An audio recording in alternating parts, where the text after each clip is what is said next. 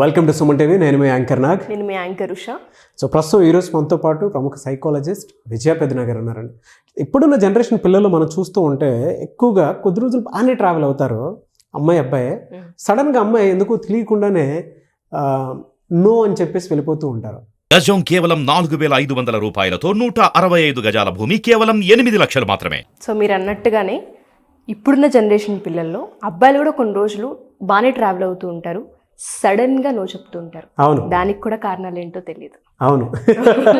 ఆ రెండింటి క్లారిటీకి సంబంధించి ఫస్ట్ మీరు అన్నట్టుగానే అమ్మాయిల వైపే తీసుకోండి, తర్వాత నేను అబ్బాయిల వైపు మేడం అడుగుతాను. అలాగే డెఫినెట్గా. సో దీనికి పార్ట్ 1 పార్ట్ 2 అని ఉంటుందండి.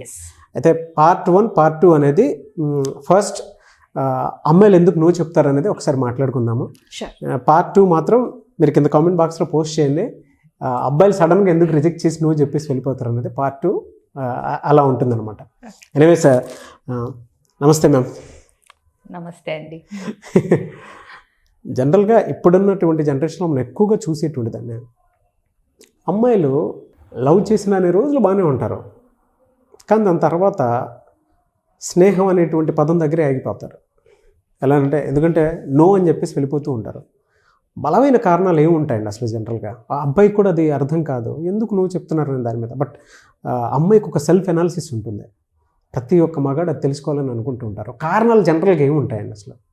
సో ఇక్కడ మనం కారణాల్లోకి డైరెక్ట్గా దూకేసే ముందల అసలు స్నేహానికి ప్రేమకి మధ్యలో బౌండరీస్ తెలుసా వాళ్ళిద్దరికి అనేది కూడా మనం చెక్ చేసుకోవాలి ఒకసారి. అంటే మనం అంటే ఇన్ ద సెన్స్ వాళ్ళకి ఆ బౌండరీస్ ఉందా లేదా అనేది.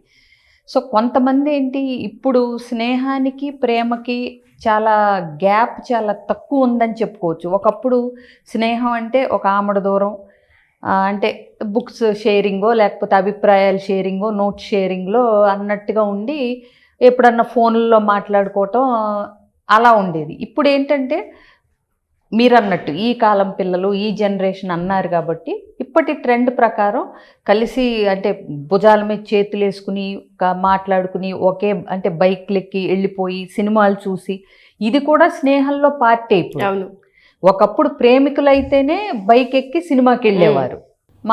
మా జనరేషన్ అప్పుడు బైక్ ఎక్కితే ఇంకా ఆల్మోస్ట్ అది వీళ్ళిద్దరూ పెళ్లి చేసుకుంటారేమో, లవ్ బర్డ్స్ ఏమో అనుకునేలాగా ఉండేది. అంటే అంత ముందుకు తీసుకెళ్ళదలుచుకుంటేనే అంత దగ్గరతనం ఉండేది.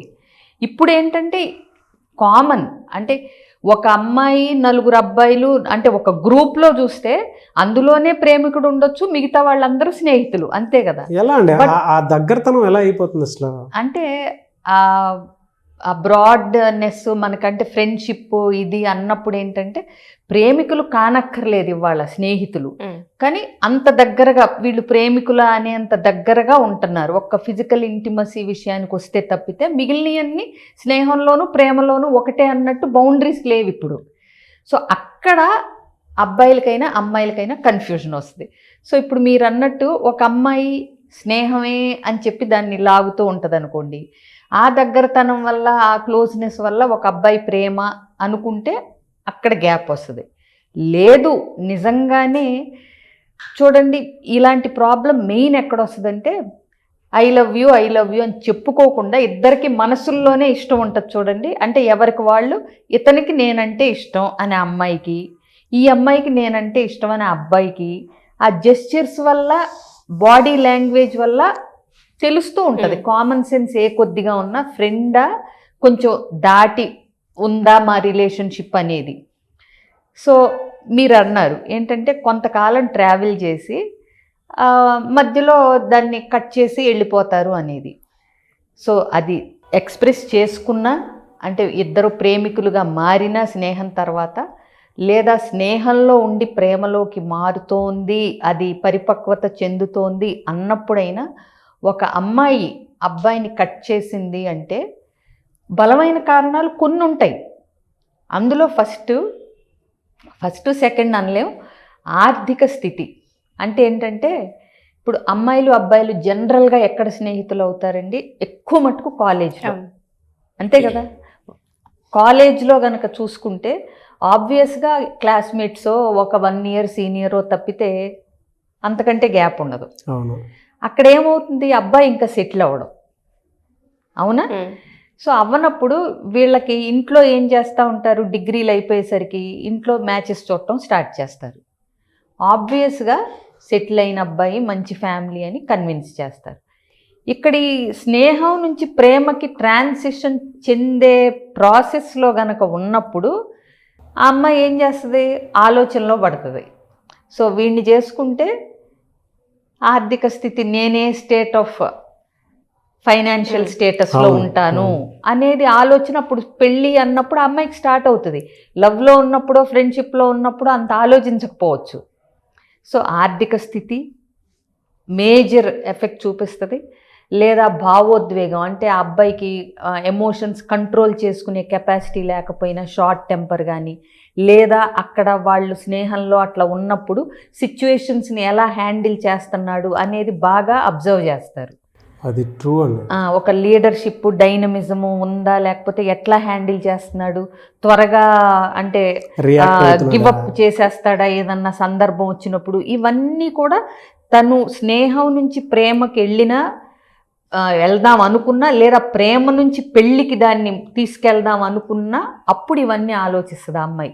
ఫైనాన్షియల్ స్టెబిలిటీ, ఆర్థిక భద్రత, అలాగే మంచి డైనమిక్ అండ్ అంటే ఒక పర్సనాలిటీ ఉన్న అబ్బాయి, భావోద్వేగాలు ఎస్పెషలీ ఎమోషనల్ కంట్రోల్ ఉన్న అబ్బాయి ఉందా, ఇలాంటివి చెక్ చేస్తుంది. ఇంకొకటి ప్రవర్తన, అంటే తోటి గర్ల్స్తో ఎట్లా బిహేవ్ చేస్తున్నాడు, ఎంత డీసెంట్గా బిహేవ్ చేస్తున్నాడు, ఎలా రెస్పెక్ట్ ఇస్తున్నాడు ఎల్డర్స్కి, ఇవన్నీ కూడా ఆ పరిచయంలో ఆ అమ్మాయి అబ్జర్వ్ చేసినప్పుడు ఇతనితో కంటే ఇంకొకరితో లైఫ్ బాగుంటుంది అని అనిపించినప్పుడు దాన్ని వాళ్ళు ఎక్కడ ఫుల్ స్టాప్ పెట్టేయాలో అక్కడ ఫుల్ స్టాప్ పెట్టేస్తారు.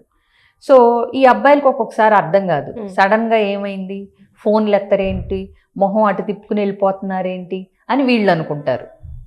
సో ఏదో ఒక రీజన్ ఉంటుంది.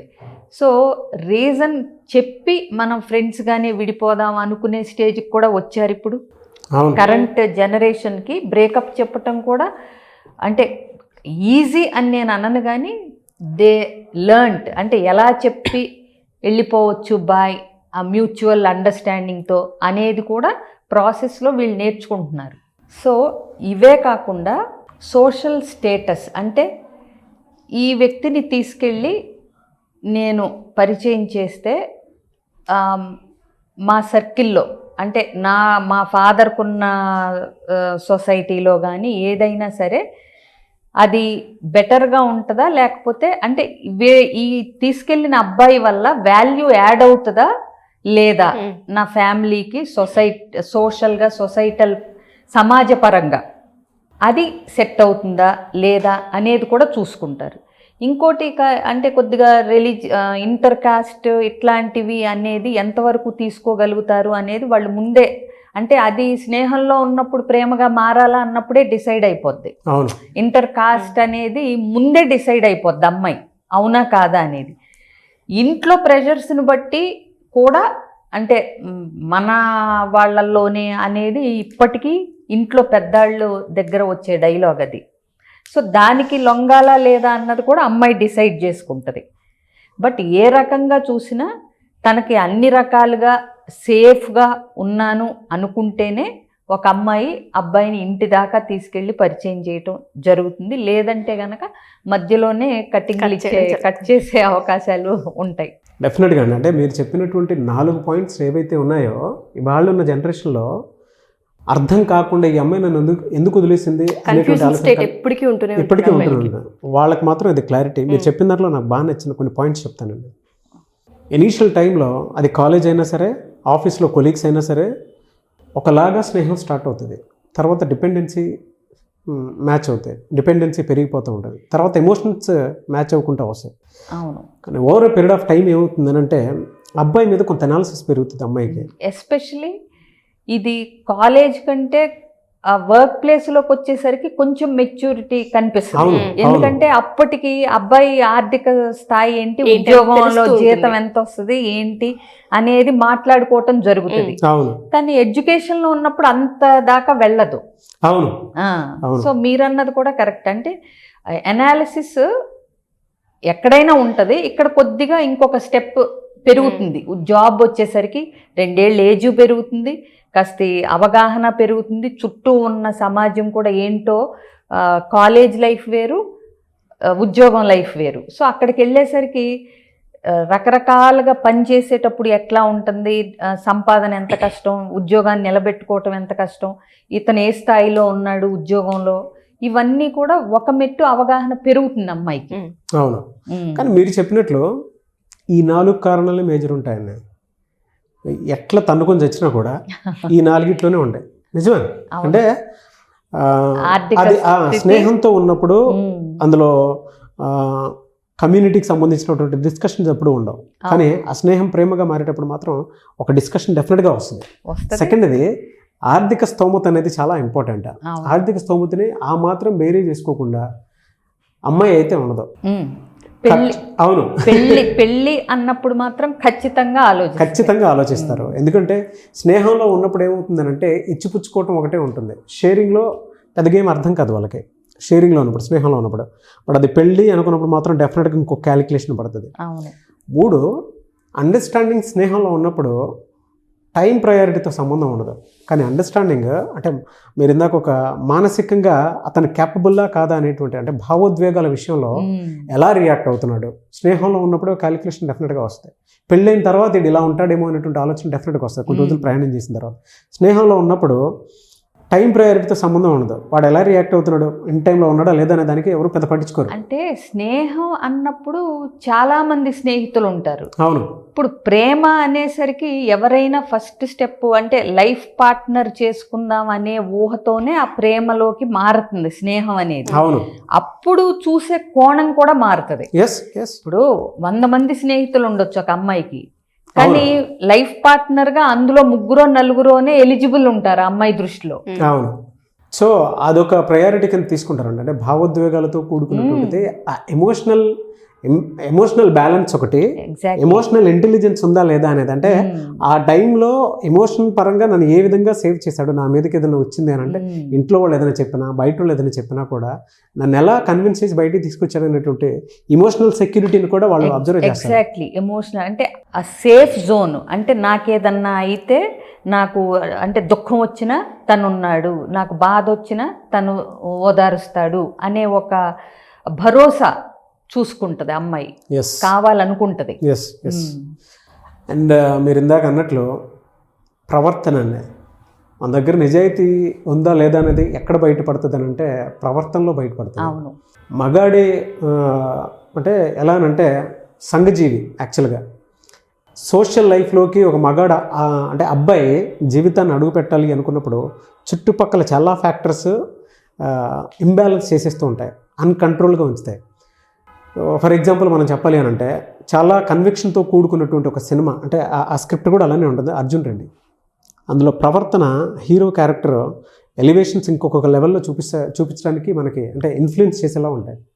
ఆ ప్రవర్తన ఒకటి ఉందా లేదా అంటే హ్యాండిల్ చేసేటప్పుడు ఒక విషయాన్ని కానీ, ఫ్యామిలీని కానీ, ఫినాన్షియల్గా లోలో ఉన్నప్పుడు కానీ, లేదంటే అమ్మాయి లోలో ఉన్నప్పుడు కానీ ఆ బిహేవియర్లో అంటే ఆ ప్రవర్తన ఏ విధంగా వస్తుందనేటువంటి విషయం అమ్మాయి ఖచ్చితంగా observe చేసుకుంటుందండి.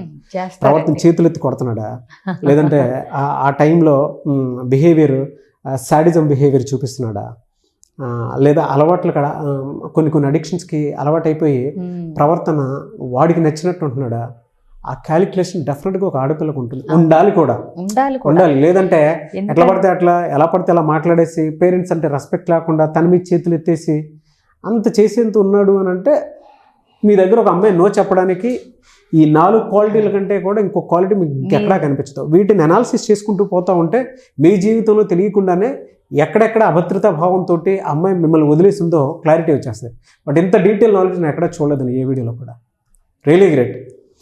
Thank you so much for your analysis and thank you so much విజయపేదన గారు. కొంతమంది అయితే మెంటల్ ట్రామాలో ఉంటారు, అటువంటి వాళ్ళు మీ అపాయింట్మెంట్ తీసుకుందాం అనుకుంటారు, మిమ్మల్ని అప్రోచ్ అవ్వటం ఎలా?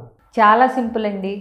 స్క్రీన్ మీద కనిపిస్తున్న నెంబర్ కాంటాక్ట్ చేస్తే ఎలాంటి ప్రాబ్లమ్స్ ఫేస్ చేస్తున్నా అంటే లవ్ ఫెయిల్యూర్స్ కానీ, ఇలాగే రిజెక్షన్ నుంచి బాధపడే వాళ్ళు కానీ, ఈ రిజెక్షన్ అనేది మనం చెప్పినంత తేలిగ్గా తీసుకోలేరు అది. ఎందుకంటే రిజెక్షన్ అనేది సెల్ఫ్ రెస్పెక్ట్ మీద, ఆత్మాభిమానం మీద కూడా మనకి ఒక దెబ్బలాగా అంటే నేనేం చేశానని నేను రిజెక్షన్, నా తప్పేంటి అనే ఒక సెల్ఫ్ పిటీలోకి వెళ్ళిపోతారు అవును. కొంతమంది అమ్మాయిలు అబ్బాయిలు.